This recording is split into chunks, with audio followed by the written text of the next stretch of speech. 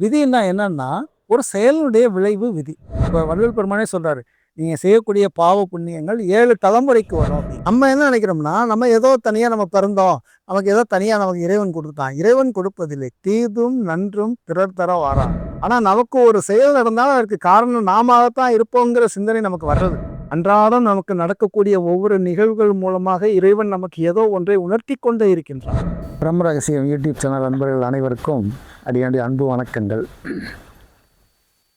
நிறைய பேருக்கு இந்த கர்மா இருக்குது, சரி கர்மா எல்லாம் அப்படியெல்லாம் ஒன்றும் கிடையாது அப்படிம்பாங்க. கர்மா என்னன்னா இப்போ விதின்னு சொல்லுவாங்க. கர்மா விதி ஒன்று தான். விதி என்பது என்னன்னு கேட்டிங்கன்னா, கர்மாங்கிறது என்னன்னு கேட்டிங்கன்னா, ஒரு செயல் செய்தால் அது செயல் பெருக்கு 2 இருக்குது. ஒன்று கர்மம், இன்னொன்று கர்மம். 2 வேற வேற.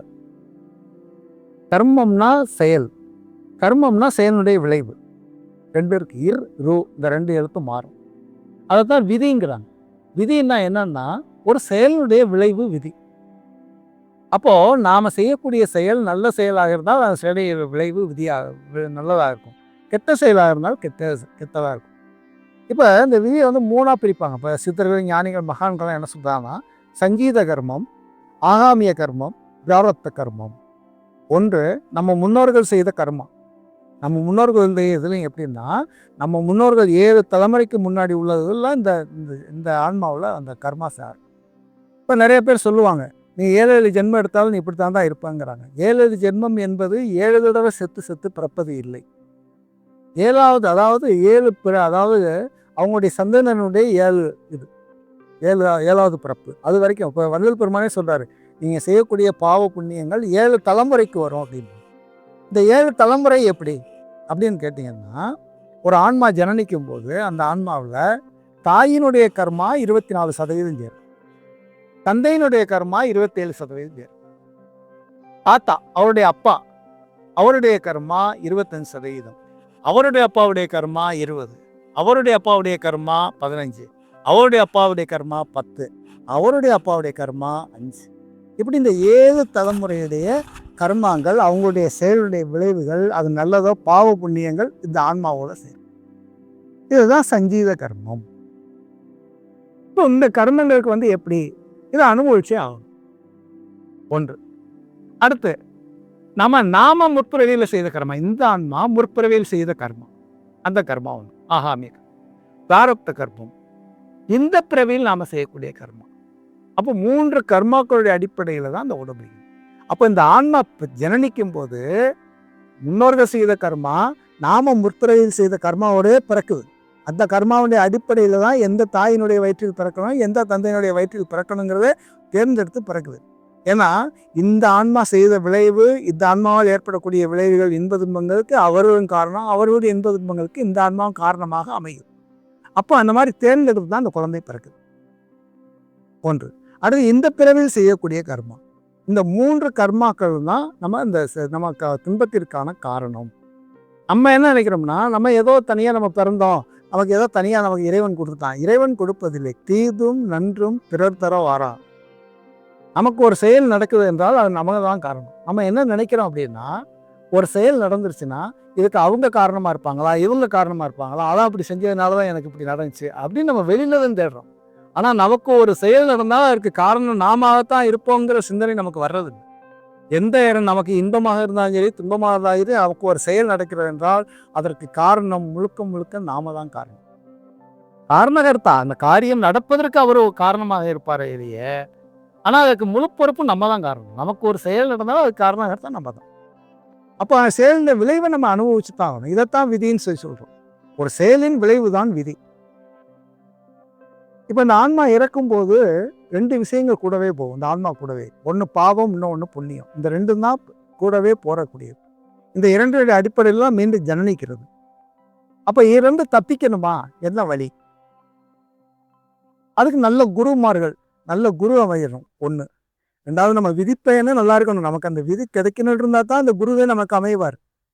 நல்ல ஒரு குரு அமைஞ்சு அந்த குரு மூலமாக நமக்கு அந்த விதி செல்ல வேண்டும் என்று இருந்தால்தான், அந்த விதி இருந்தால்தான் நமக்கு நல்ல குரு அமைவார். ஒன்று.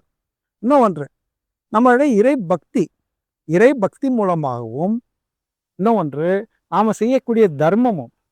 தானம் வேற, தர்மம் வேற. நிறைய பேர் குழப்பிக்கிறாங்க. தானம் என்பது நம்மளிடம் கேட்பவர்களுக்கு கொடுப்பது தானம், கேட்காமல் கொடுப்பது தர்மம். யாரென்று தெரியாதவர்கள் இழிந்த நிலையில், நம்மளை விட கீழ் நிலையில் இழிந்த நிலையில் உள்ளவர்களுக்கு கேட்காமலே நாம் கொடுக்கின்றோமே, அதுதான் தர்மம். ரொம்ப இயந்திர முடியாத நிலையில் இருக்கிறவர்களுக்கு கொடுப்பது தர்மம். அவர்களுக்கு தேவை என்ன என்று பார்த்து கொடுப்பது தர்மம். சோறு போடுற மட்டும் தர்மம் கிடையாது. ஜோறு மட்டுமே ஜீவன். அதான் வள்ளல் பெருமான் வழியில் ஜீவகாருண்யமே மோட்ச வீட்டின் திறவுகோல். ஒரு ஆன்மா எந்த வகையில் துன்பப்படுகிறதோ அந்த வகையில் அந்த துன்பத்தை நீக்கினால் அது ஜீவகாருண்யம். நோயினால் அவஸ்தைப்படுதா, அதுக்கு நோயை நீக்கினா அது ஜீவகாருண்யம். சாப்பாடுனால கஷ்டப்படுதா, அதுக்கு சாப்பாடு கொடுத்தா அது ஜீவகாருண்யம். அப்போ ஒரு ஆன்மாவுக்கு என்ன தேவையோ அது அந்த தேவையை அறிந்து நாம் செய்தோமானால் அது தர்மம். அந்த தர்மம் இந்த கர்மாவிலிருந்து நம்மளை பாதுகாக்கும். கர்மாவிலிருந்து முழுசு நீக்குமானா நீக்காது. கர்மாவுடைய செயலுடைய விளைவுகளை குறைக்கும். இப்போ நமக்கு ஒரு கர்மா செஞ்சுருக்கிறோம், அந்த கர்மாவுடைய விளைவு நமக்கு அடிபட்டு ஒரு ஆக்சிடென்ட் ஆகணும்னா ஆக்சிடென்ட் ஆகி கால் உடையணும் அப்படிங்கிறது விதி இருக்குது. அப்படின்னா நாம் செய்யக்கூடிய தர்மம் ஆக்சிடென்ட் ஆகும், அடிபடும், காயமாகும், ஆனால் கால் உடையாது. இதுதான் தர்மம். அதே மாதிரி நம்ம செய்யக்கூடிய பக்தி, இந்த பக்திங்கிறது சாதாரண விஷயம் கிடையாது. நம்ம நினைக்கிறோம் கோயிலில் இன்றைக்கி நம்ம செய்கிறதெல்லாம் பக்தி கிடையாது. இப்போ எனக்கு முதலாக எனக்கு ஆன்மீக குருவாக இருந்தவர் கேபி முத்துசாமின்னு சொல்லி சிறுவிழுத்தூரில் இருக்கிறார்.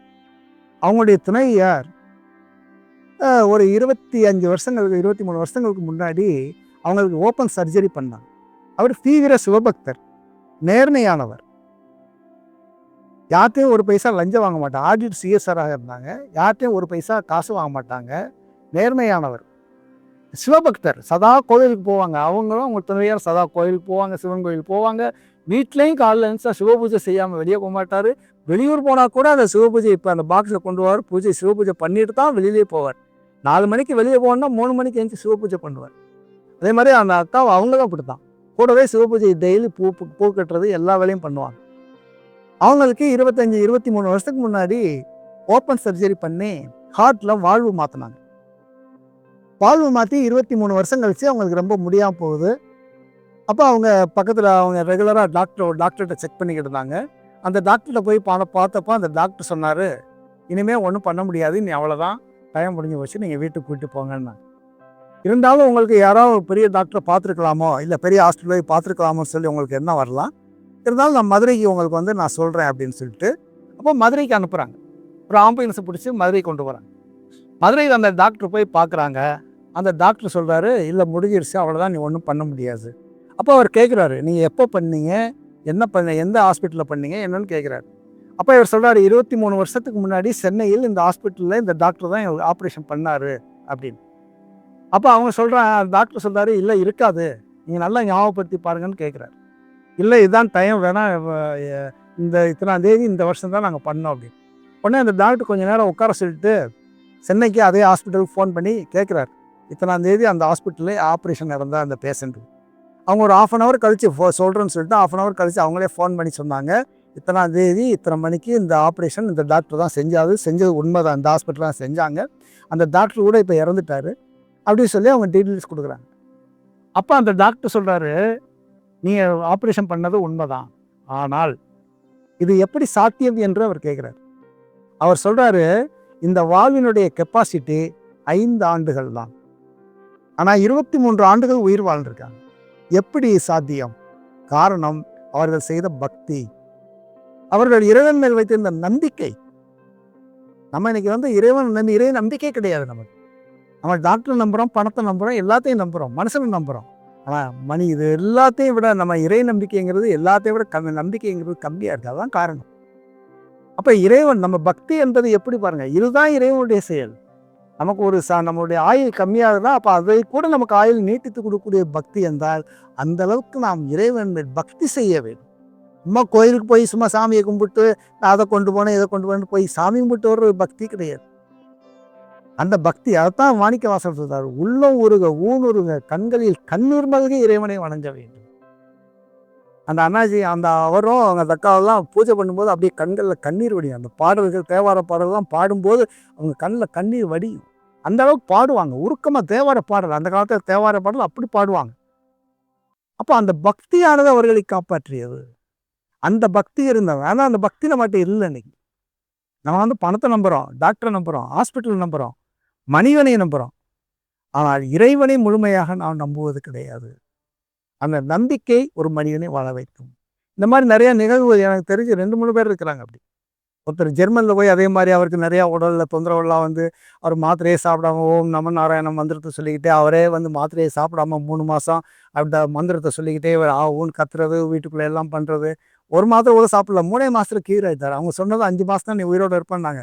5 மாதம் கழிச்சு இவர் செக்அப் பண்ணப்போ அவருக்கு மாத்திரையெல்லாம் 5 மாதம் வாங்கின மாத்திரையை அப்படியே பெட்டி எடுத்து தூக்கி வச்சார். இப்போ இருக்கிறார் கோயம்புத்தூரில். அப்போ எப்படி அந்த பக்தி, அந்த முயற்சி, இறை நம்பிக்கை, அந்த பக்தியும் இறை நம்பிக்கை நமக்கு இருந்தால் நமக்கு வரக்கூடிய நோய் கூட வரும். ஆனால் அதுலேருந்து நம்ம கொஞ்சம் ரிலீவ் ஆகி வேறு மாதிரி நமக்கு அந்த நோயுடைய பாதிப்பு இருக்கும். அப்போ பக்தி மாத்திரை மருந்துகள் என்பது 25%. அதே மாதிரி சூழ்நிலைகள், நம்முடைய உணவு முறை, வாழ்வியல் முறை இதெல்லாம் 50%. 25% இறை பக்தி. அப்போ நம்முடைய கர்மாக்கள்ல இருந்து விடுபடுவதற்கு இதுதான் அடிப்படை காரணம். அப்போ இந்த தர்ம நெறி, நம்முடைய வாழ்வியல் முறை, நம்முடைய எண்ணம், நம்முடைய சொல், நம்முடைய செயல் கெட்டது நடக்கும். நடந்தாலும் அந்த நேரத்துலையும் நம்ம வந்து நம்ம வாழ்க்கையில் நம்மளுடைய நேர்மையிலிருந்து நம்ம மாறக்கூடாது. அன்றாடம் நமக்கு நடக்கக்கூடிய ஒவ்வொரு நிகழ்வுகள் மூலமாக இறைவன் நமக்கு ஏதோ ஒன்றை உணர்த்தி கொண்டே இருக்கின்றான். நமக்கு ஒரு செயல் நடக்குதுன்னா அது காரணம் நம்ம தான். அப்போ அந்த செயல் மூலமாக நமக்கு இறைவன் ஏதோ ஒன்றை உணர்த்தி கொண்டே இருக்கின்றான். அதை புரிந்து கொள்ளக்கூடிய ஆற்றலும் அறிவும் நமக்கு அறிவு இருக்கு, ஆனால் அதை உணரக்கூடிய மனப்பக்குவம் இல்லை. அதை உணரக்கூடிய அந்த நாலேஜ், அந்த அறிவு நம்மகிட்ட கொஞ்சம் சிந்திக்கும் தன்மையே கிடையாது. ஒரு வாழ்க்கையில் நம்ம வந்து எந்த ஒரு விஷயத்தை பற்றி சிந்திப்பதே கிடையாது. நமக்கு எல்லாமே தெரியுங்கிற எண்ணத்திலே ஓடுறோம். அப்படி கிடையாது. ஒன்று அறகுறையை தெரிஞ்சு வச்சுக்கிட்டு நமக்கு எல்லாம் தெரியும்னு நினைக்கிறோம். இல்லைன்னா நமக்கு ஒன்றுமே தெரியாது, அவருக்கு தான் எல்லாம் தெரியும்ட்டு போய் அது சரணாகுது. அப்படி நீ இறைவன்கிட்ட சரணாகதி அடைஞ்சிங்கன்னா இறைவன் உங்களுக்கு என்ன தேவையை செய்வான். துன்பம் வரும், சரணாகதி அடைபவர்களுக்கு துன்பம் வரும், ஆனால் துன்பம் துன்பமாக தெரியாது. இதுதான் இறைவனுடைய சரணாகதி அடைவனுடைய தத்துவம். நன்றி, வணக்கம். இது போன்ற ஆன்மீக தகவல்களை தினமும் பெற பிரம்ம ரகசியம் சேனலுக்கு சப்ஸ்கிரைப் பண்ணுங்க. நன்றி.